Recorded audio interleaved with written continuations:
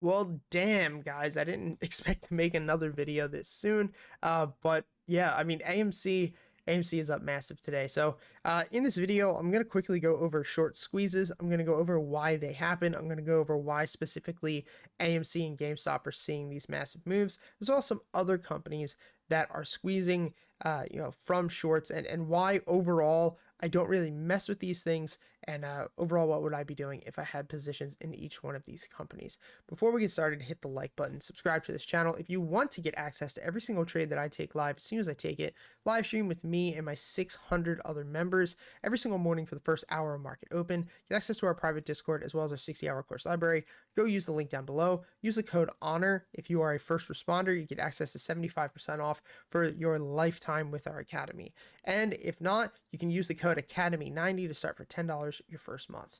All right, so I made a video before about short squeezes, why they occur, how they occur, and what exactly all this means. But I'm going to do another one right now because I feel like it's extremely important. If you're somebody who is in AMC, if you are somebody who is in a GameStop or something along these lines, to understand why this happens and more specifically how rare this is. Because unfortunately, I have a lot of people who are messaging me like, yo, man, I'm up 100% this month. If I can just do this every single month for the next couple of years, like I'm going to be a millionaire. And normally when I make an AMC or a GameStop or a Doge video or something like that, I tend to get a lot of hate, right? Because I go against and say what probably most people don't want to hear, more specifically, what other YouTubers don't really speak about. Now, one thing that you have to realize with the stock market is that Wall Street will always win, unfortunately. And I hope that one day that starts to come to an end. Seeing these things with AMC, seeing what's going on with GameStop, BlackBerry, all these types of things, I'm completely behind this whole screw hedge funds, screw Wall Street. We're tired of them screwing with our money. We're tired of them manipulating the stock market. We're tired of them putting short pressure against these companies and pushing the stock prices down and kind of killing gains of these small retail traders. I'm all with it, right? Like I really am. The issue is that they have a lot more ways to control things and screw us than we do. And it's going to be a long battle, into the future as more retail traders are part of the market, as more retail traders stay in the market. Because I honestly think that, big money really expected retail traders to be out by now. They thought that everyone was going to enter 2017, 2018, 2019, 2020, lose all their money, and they'd bounce. Doesn't seem like that. It seems like this is going to be the new normal, which for me, as somebody who's been doing this full time for the past 7 years, I'm excited for it because it makes my job fun, but it also makes me happy to see big money lose. Now, why does a stock have a short squeeze? What is a short squeeze? So one of the first things to explain before we actually start talking about AMC, and I'm sorry this is going to be a little longer of a video, but it is important. What happens with a short squeeze? Well, let's talk about shorts in general. So shorting is much different than puts. What a lot of people don't realize is a lot of people think that, I'm going short on a stock means the same as actually taking a short position out. When you're going short, it's a lot different than saying, oh, I'm getting a put. Put means you think the stock is going to go down. A short means you think the stock is going to go down, but they are fundamentally different. If you are somebody who is getting puts on a stock, that means you think the stock is going to go down and you're using a contract. You are picking a specific date and a specific price that you think the stock will be at. And if it doesn't hit that price, you lose all your money. That's the worst case scenario. Now, 90% of options contracts actually expire worthless, and most of the time you're never going to make money trading options straight up unless you're doing spreads or selling puts, which is what we mainly do here on this channel and on my second channel, as well as in my academy.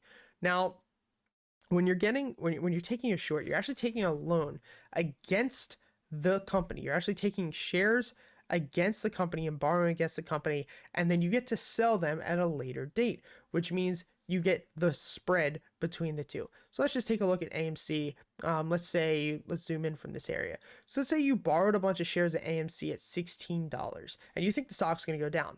Well, if you borrow shares at 16 and the stock goes down to 10 and you decide to cover and to get rid of that position, well, you're going to keep that spread of $6 per share. So let's say that you have just for small numbers, you have 100 shares. So you're going to take $6 times 100 because that's your spread, and you would have made $600 on that position. So you can see how this is very, very lucrative. in just 3 days, you could have made $600 off of, shorting 100 shares. Now imagine if you shorted, let's say $6 times 150,000 shares. Well, in that case, you would have made $900,000, which is a lot of money. Now, how does this work inversely? Well, let's say that you go ahead and, we had this big fade on AMC and you think AMC is going to continue to fade. Well, let's say that you borrow some shares of AMC at $10 and you go short on AMC. And AMC goes down, goes down, goes down, and you don't end up selling that position. And what happens is a bunch of people, which is what's happening right now, are buying and holding and continuing to push the stock up. Well, you went short at 10 and now the stock is all the way up at $64. And let's say that you were to cover your short right now, which means you buy back the shares that you borrowed, you would owe the spread. And the spread between those two is $53.46.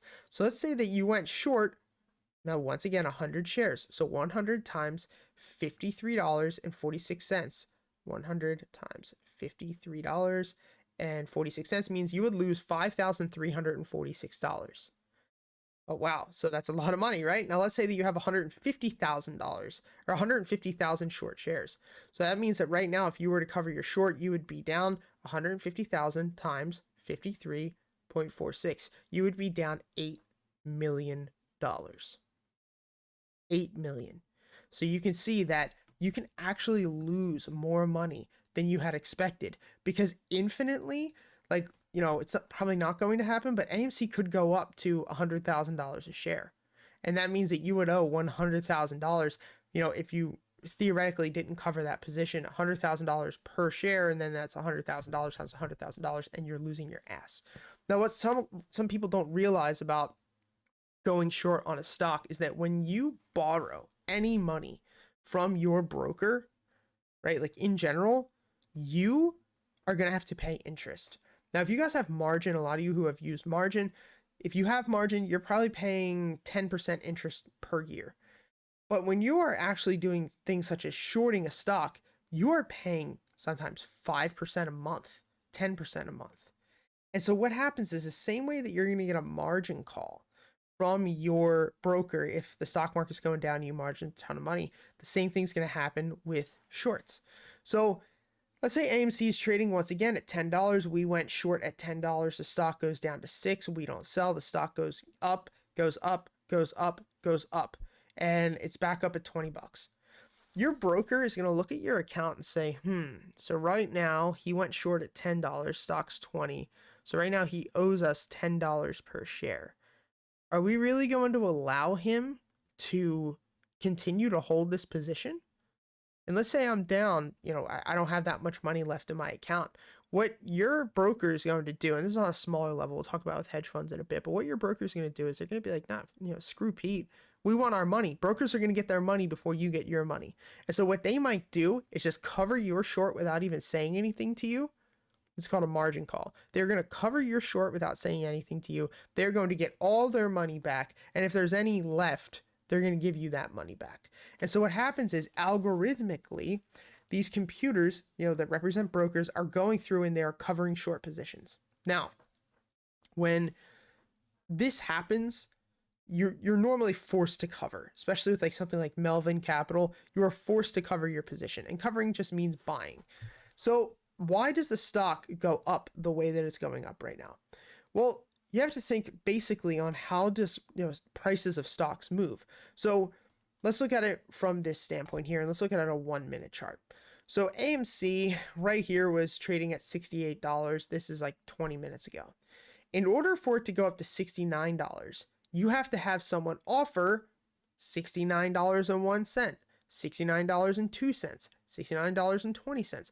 Essentially, there has to be more people buying above the ask than more people selling. When there are more people buying and less people selling, it's going to push the price of the stock up, right? This is where you see bid and ask. Now, when it takes a short fade like this, you'll see there are more people selling their positions than people buying, and so the stock is going to continue to fall until more people start buying and hold the price up. This is how prices work. Now, we all know what supply and demand is. Now, why do short squeezes happen the way that they happen in this standpoint. So let's say that the stock is trading at $12 like it was right back here on May 13th. Well, if a broker reaches out, or if just the hedge fund who has this big short position says, like, we can't take losing any more money, we have to just cover meaning buy, they go out, they try to buy back 100 million shares of let's say AMC.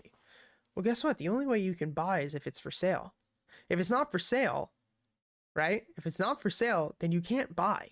It's like if I have this, let's look at it like an old car, like a 1969 Camaro. If I have a 69 Camaro and it's not for sale, car's worth $35,000, but it's not for sale. You come to my house, you're like, dude, I really like that car. How much you want for it? And I'm like, it's not for sale. And someone's like, all right, well, it's worth 35. I'll give you 45. I might change my mind. I might be like, maybe I'll get rid of the car for 45. And then if somebody comes along and they're like, I'll give you 55. All right, well, I'm kind of sentimentally attached to the car. I don't really want to sell for 55. If somebody offers me 100 grand, guess what? I'm going to sell that car because I can just go out and buy 2 cars for the price of that. And so that's what happens when there's nobody selling. Guys, this is the key to short squeezes. And people don't realize this. And this is why short squeezes never hold, right? We saw it push up to 20 and then completely fade. The reason squeezes never hold is because people get greedy, which, dude, that's not a problem, right? If you got in at $9 and you're up to $72, like, dude, do your thing and sell if you want. This is why you hear the term hold the line. If these hedge funds are trying to buy their positions back and there's no one selling, what's going to happen? It's going to go up. So these people are going to be like, all right, well, I'll pay you $16 a share. No one sells. I'll pay you $20 a share. No one sells. I'll pay you $35 a share. No one sells. I'll pay you $50 a share. No one sells. I'll pay you $68 a share. No one sells. I'll pay you $100 a share. All right, now people are like, $100 a share. Dude, I bought this thing at $8. I put $25,000 in it. I'm up to like $2.5 million. I've never seen that much money. I'll just sell whatever. And then they start selling and start selling and start selling and selling. Now, the reason this squeeze is continuing to happen is because a lot of people didn't sell their positions. And as time goes on, these companies have to start covering their shorts. They have to start covering their short positions. And that's why we're seeing these push-ups. Now, in the case of, these unicorns like an AMC and like a GameStop, the reason that we've seen these ones move specifically so much is because the short interest was insane. So if you look at, since this whole debacle started, AMC went from $2 up to $72. That's a 3,000% return. If you look at GameStop went from $14 at one point. Hold on, what's going on here? All right, well, it looked like it broke my, there. So we went from $14 all the way up to $500. That's a 2,000% return. Look at something like BlackBerry went from $6 up to $15, and at one point was up to $28. That's only a 300% return. It's still a lot, but it's not in the thousands. Look at something like Tilray. Right, Tilray went from $7 up to $64. That's a 700% return. Now, the reason that AMC and GameStop specifically are moving as much as they are is because of how much short interest that there is. So let's say that there are 200 million shares. There are way more than this, but let's just use this for easy numbers. 200 million shares of AMC out on the public market. So of the company, 200 million are out there, and let's say that represents 20% of the company.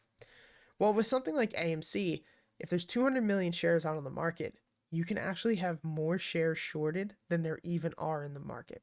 So let's say, like I said, there's 200 million, we'll say 200 million shares that are out there on the public market. It might have 300 million short interest, which you say is impossible, but it's really not, because you can just continue to borrow and borrow and borrow. It's fake. It's kind of like credit cards. You just keep borrowing money that's not even there.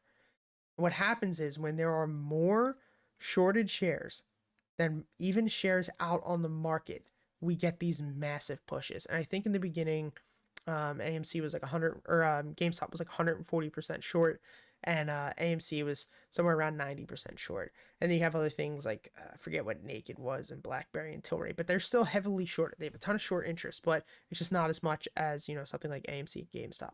So that's why that happens, because these people have to cover their shorts, but they're borrowing more than is even possible. And that's why this happens. So overall, there's a lot of dirty things that happen with AMC, and we'll probably see it again. where last time this happened, they offered more shares. And I can make another video on this because this is getting a little longer than the normal videos I make. But one dirty thing that companies can do is they can just offer more shares. So let's say there's 200 million shares out on the market, like we said, and there's 300 million that are short. So there's 300 million short shares, 200 million are only out there. So 100 million, basically, they're not even there. And let's say that AMC, the price of the stock's up to $60. AMC comes out and they're like, all right, well, we're going to give away another 100 million shares and we're going to, cash it in. What happens is AMC loses more shares. They make more of their private shares public, which means they lose control. However, they get to bring in a shitload of money, right? Think about what is 100 million shares times $63 a share. So 100 million times 63, that is like $6.3 billion or more. My calculator can't even handle it, but they bring in a ton of money, which helps the company. But what it really does is dilutes the shares, because now instead of being 150% short interest, there's only 100% short interest. And then if they want to go out again and they want to offer more shares out into the public, they could offer another 100 million. So now instead of being 150% short interest, there's actually like 80% short interest. And then what happens? The stock dumps. It goes from $64 a share all the way back down to 16. And then what do? They buy that stock right back up. So as soon as it hits 16, they take the money that they put aside from offering shares and they buy their shares back up at a low price, guys. It happens all the time. It's completely messed up, but what are you going to do about it? So, to kind of wrap this video up, that's why short squeezes happen. That's how short squeezes happen. And it's your job, right? Because here's the thing. If you've made it this long, we're like 15 minutes in. If you've made it this long, you're extremely interested in the stock market. You might have been trading for the past 5, 6, 7 years. This might be the first time you've ever traded, and most of what I'm talking to you about is like you don't even understand what I'm saying. But one piece of advice that I can give to you that has allowed me to trade full-time for the past 7 years, do what 90% of people are unable to do what 95% of people are unable to do, which is make money, because 90% of people fail, 5% break even, or the other 5% make money. What you have to understand is that you do not control the stock market. You don't control anything. What happens in the market is messed up. A lot of these rules and a lot of this manipulation is messed up. What you can control is how much you lose and how much you make. The only control that you have is pressing the enter button or the buy button or the sell button. It's kind of like, imagine this massive train is flying by you and the only thing you can do is hop on the train and hop off the train. You can't tell the train where to go. You can only get on and get off at whatever stop. So if you're up 1,000%, you don't have to go ahead and sell, but definitely maybe sell half, sell 3/4 of it. For me, every single time that I'm up 100% on any position, I start to scale back. So for me, let's say I got in at 8. When it went to 16, I would have sold half. When it went up to 30, I would have sold half. When it went up to 60, I would be selling half of that and continuing to scale out of this position. Because if this thing pulls back, I'm not going to say if, when this thing pulls back, it already has pulled back about 10% from highs. When this pulls back, it's not going to be pretty and it's going to die pretty quickly. So guys, overall, thank you for all the support. Once again, if you want to get access to every single trade that I take live, as soon as I take it, live stream with me and my team every morning for the first hour market open. Get access to our private academy, as well as our 60-hour course library. Use the link down below. Use the code HONOR if you are a first responder. And also use the code Academy90 if you want to start for $10 your first month. Thank you guys and girls for all the support. It truly means the world to me. Hit the like button, subscribe, and I'll see you next time.